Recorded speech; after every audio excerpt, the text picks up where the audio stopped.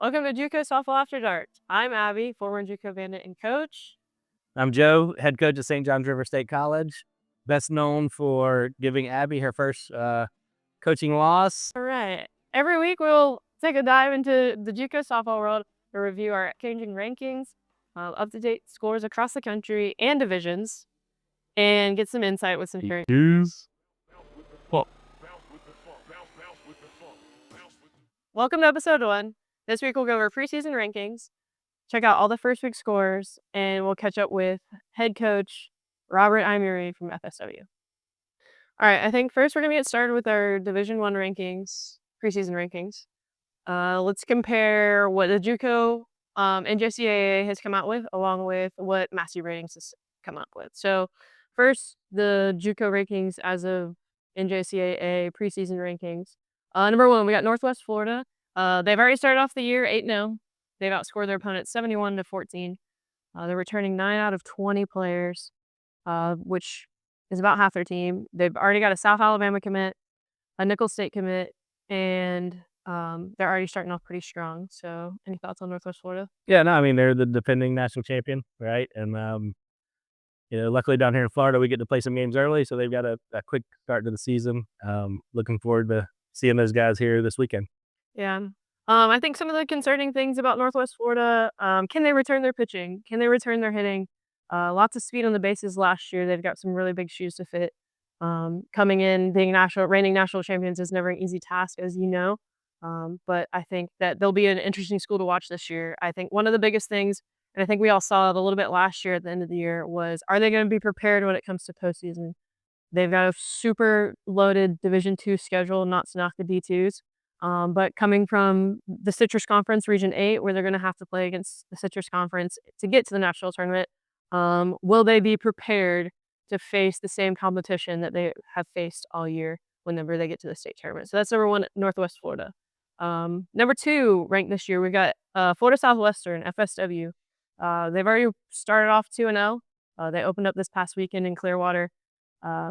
They've got 9 sophomores, including an Indian River transfer and a Coastal Carolina transfer behind the plate. Their coach will be on the show here in a little bit. I think that they're going to be someone that's worth watching. They're always known for their pitching. Robert does a great job with his pitchers.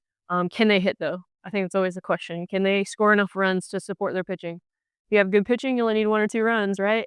But if you don't score 1 or 2, that good pitching doesn't get you very far. So I think FSW being number 2 makes sense.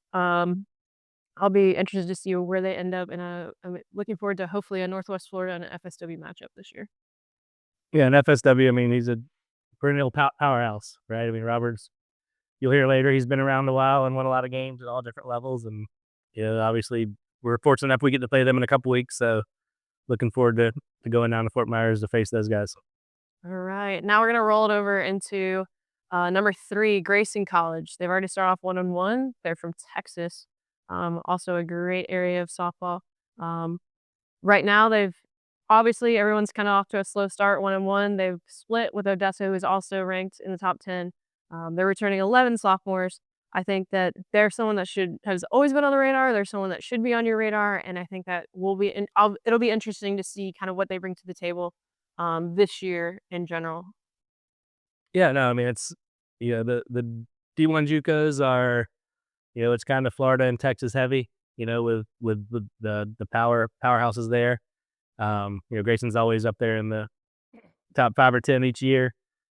Expect them to kind of stay there this year. Absolutely. And this year, of course, we've got the 4 at-large bids, no longer limited to your region. So if they don't come out of the top of their region, definitely expect them to get at-large.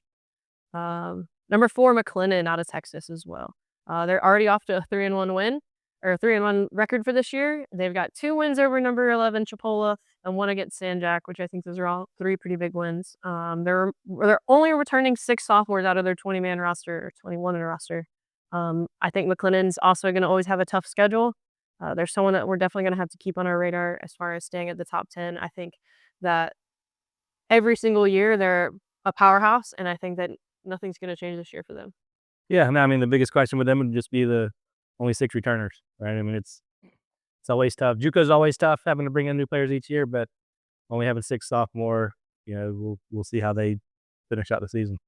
Absolutely. And then number 5, Wallace Hansville. They haven't started yet. They start February 6th in Panama City coming up this weekend. They do return 12 sophomores out of their 20, so I do expect them to kind of come back in to the stay in the top 5, if not move up, and continue to be a powerhouse that they have been for several years now. I think you'll notice throughout all these rankings, a lot of it's based off of historical data as far as last year and previous years. If you've been in the top 5 or top 10, top 25, then historically, then you're probably gonna stay in it, especially in these preseason rankings. Yeah, for sure. Preseason is a guess, right? I mean, a lot of it's based off last year, and how teams finished in the World Series last year. But I think Wallace Hansville, we haven't played them before, but I saw them last year a couple times. And having 12 sophomore returning is a big number in the JUCO world.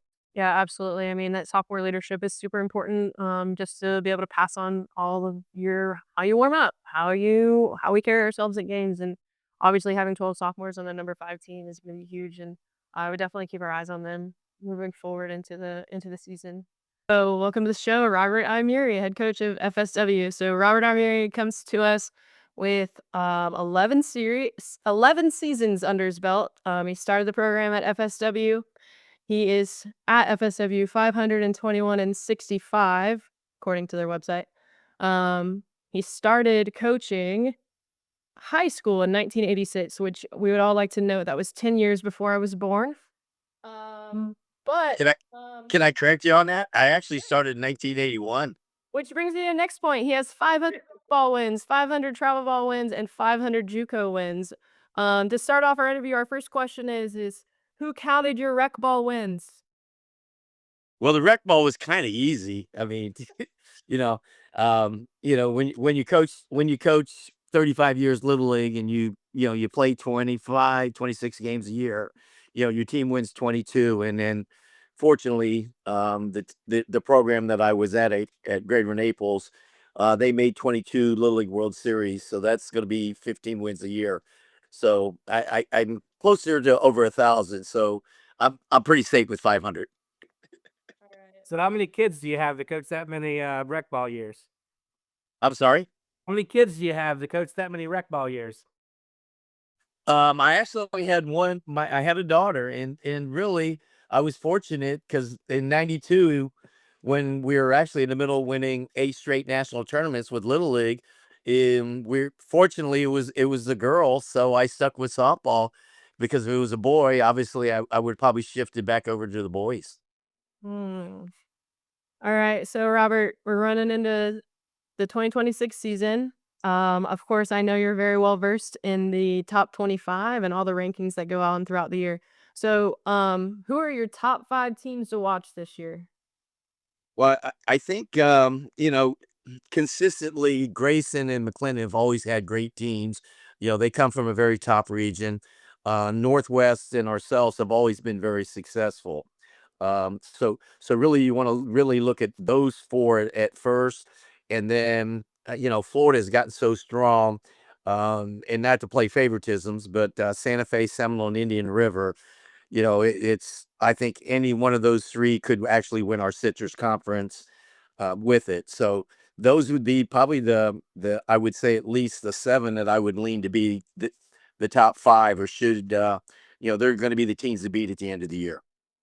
All right. So then of those top 7, okay, and I'm assuming you've looked at the top 10 this year's JUCO rankings so far for preseason. Who do you think your sleeper is out of the top 10? Um, I'm going to hesitate on that a little bit. I think Santa Fe is not in the top 10, but I think that's a team that has, consistently kind of what I call say struggled at the beginning of the year because they've played a very tough schedule.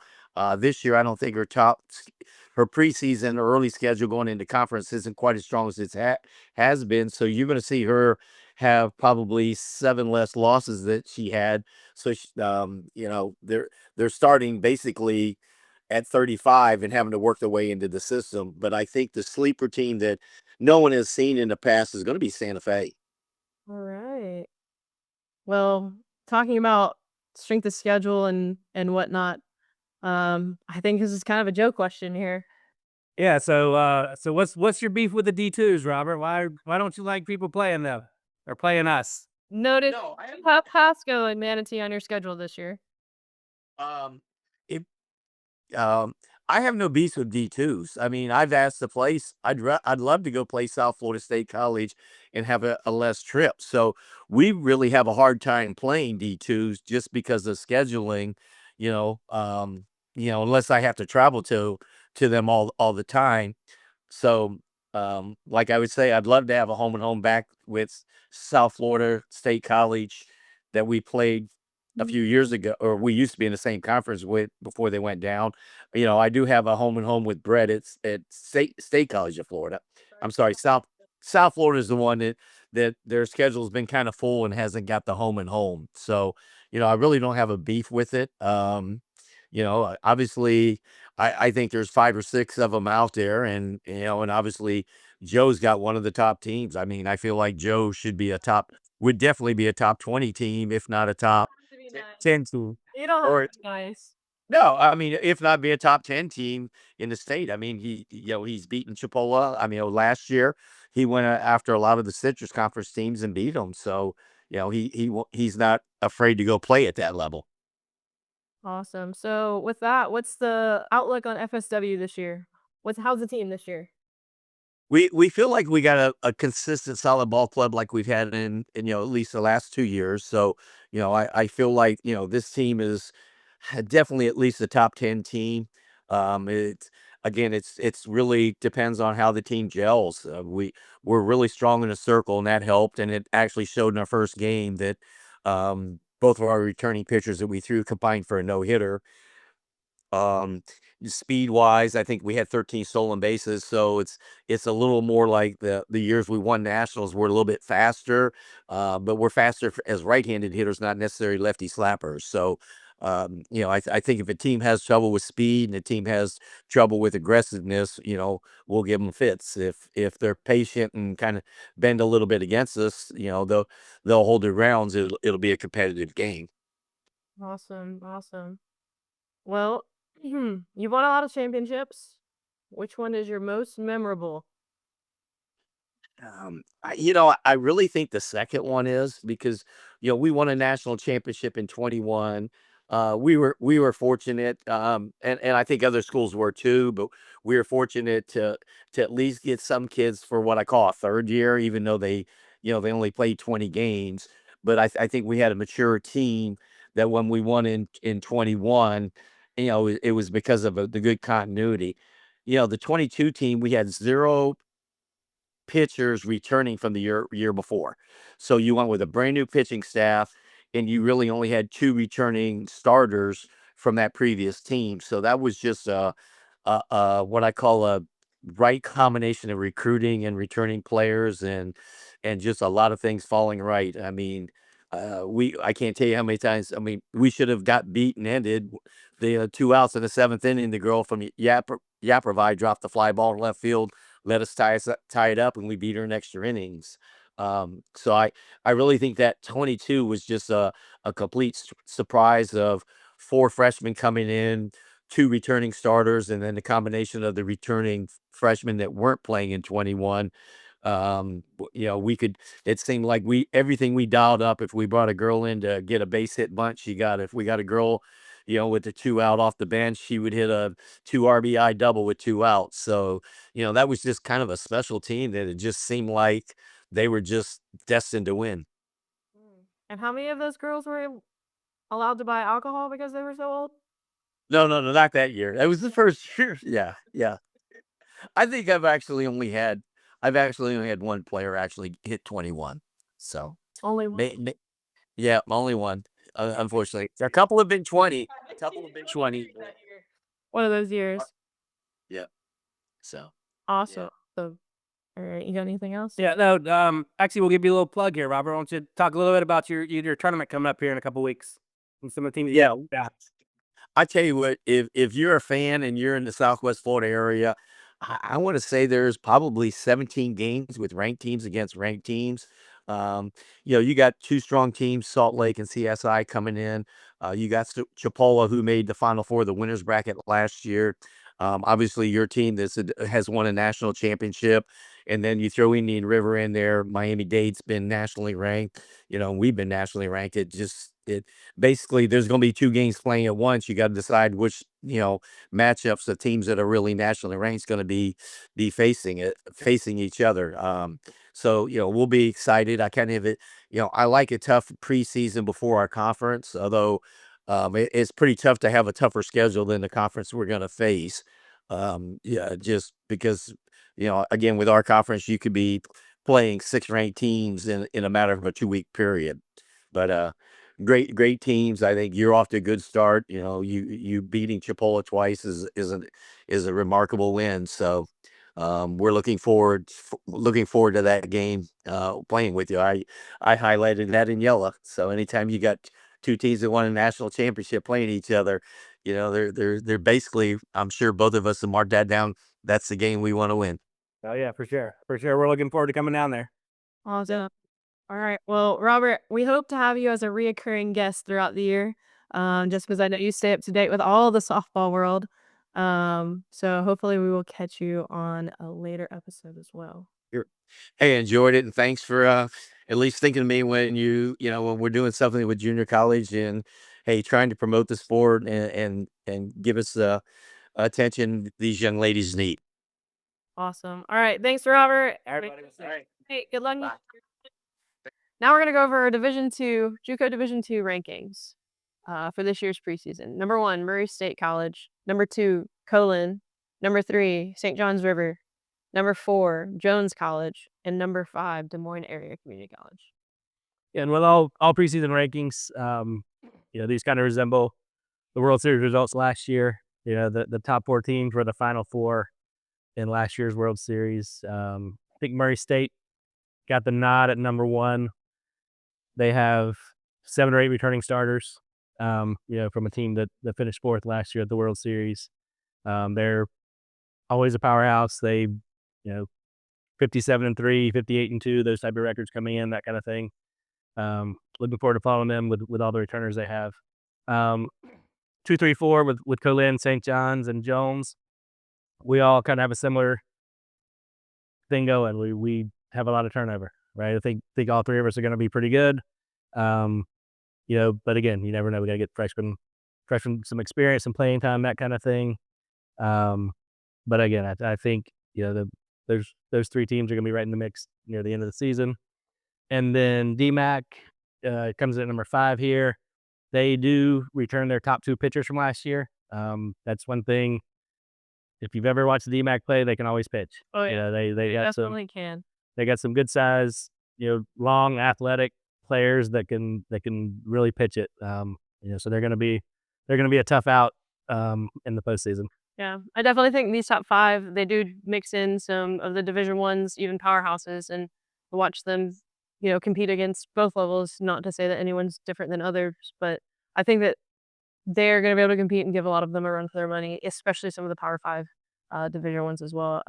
Overall, if I think if we mix all of the top five of Division One and the top five of Division Two, I think we have a pretty good little top 10 there. But yeah, and then overall, I think something we should also keep in mind is Massey ratings will be used throughout the year to help kind of decide on some of these preseason rankings. That's something that everyone has accessible to, and will be a great tool that we'll be using throughout the year to kind of just keep up with strength of schedule, wins and losses, and all the data, without the opinions behind it, right?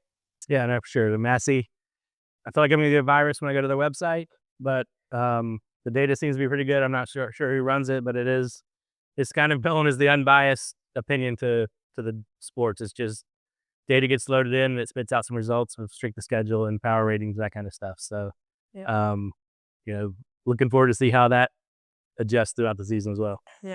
All right, the season's off to a running start. A few games have been played so far. Obviously, the weather that's happened here lately, a lot of games canceled throughout the entire country. But luckily, the southern states have already gotten a couple in. Opening day for all of junior college softball was January 28th. So far, we've had some people have played as many as 8 games, some people have played none. But we're looking forward to a great season. Games that have already occurred that are notable so far. We've got St. John's River over here sweeping Chipola. That's a big opening game for both of them. Chipola coming in ranked number 11 in Division One top, uh, number 11 for their preseason rankings. St. John's River coming in at number 3 in their preseason rankings. Chipola's also made their way out to play a couple other teams, some notables. They beat Odessa, number 6, 2-0 out in Texas. But then followed with McLennan beating Chipola 8-7, McLennan being number 4. And then not to knock on Chipola too much longer, but it looks like the only people that have got any notable games for so far. Sanjak did beat them 9-1. Sanjak coming in unranked so far. And then on the last notable game so far, again, season's early. We've got number 25, Arizona Western beating Southern Idaho 4-1. Again, early in the season, so we'll see if there's any more notable games that are going to be coming up. But for this weekend, we've got Panama City and St. John's River will be there this weekend.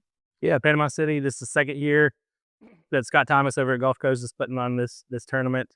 There's tons of ranked teams coming in. I know St. John's, for example, we play Jones, who is number 4 in the preseason poll. We play Colin, who's number 2. We play Northwest Florida, who's ranked number 1 in Division 1.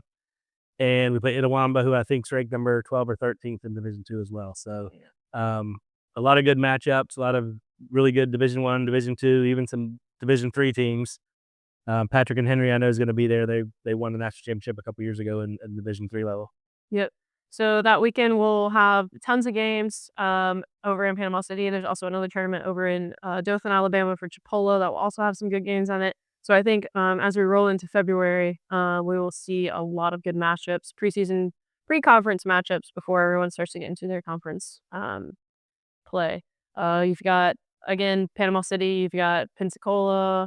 You've got Pearl River is going to be over there. Chattanooga State. All of these guys are ranked in their respective divisions. So I think it'll be a good weekend of softball over, and hopefully it'll be nice and warm since it is the beach. Yeah, and there's a lot of good games to get ready. Obviously the preseason rankings are what they are, but this is opportunity for a lot of teams to get some good games in, and for that first official ranking comes out here in a couple weeks. All right, we're looking forward to it. All right, thanks for tuning in to JUCO Softball After Dark. Check us out every Wednesday on YouTube, Spotify, Apple Music, as we release new content related to JUCO softball across the country, across all divisions, and keeping you updated with everything that's going on YouTube. See you next.